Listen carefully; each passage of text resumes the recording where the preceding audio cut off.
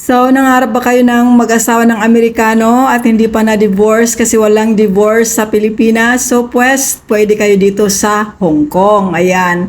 Ito yung opisina nila sa Wan Chai. Ayan yung pangalan ng kanilang opisina. So, ang kanilang mga staff ay mga Pilipina din at marami na ditong mga Pilipina ang nag-process at nakapunta na sa ibang bansa dahil nag-asawa na ng Amerikano.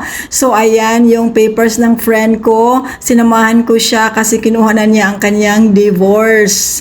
So, kung gusto niyo magtanong at mag-inquire, tumawag lamang kayo kasi ilagay ko rin dyan ang kanilang address at ang kanilang telepono. So, ayan guys, yung divorce marriage visas dyan, pwede kayo mag-process. So, medyo may kamahalan lang pero kayang-kaya nyo yan kung gusto nyo talagang mag-asawa. So, ayan, yung exit A4, pumunta lamang sa kanilang opisina at mag-turn right lang kayo. Andyan yung opisina sa 6th floor, Hennessy Plaza. O, ayan, di ba guys? Pumunta na kami dyan at baka naman ako ang susunod na mag-process. O, di ba? Nangarap din akong mag-divorce. So, ano pang hinintay nyo? Punta na kayo dyan sa kanilang opisina. So, hanggang dito na lang guys and thank you for watching. Goodbye!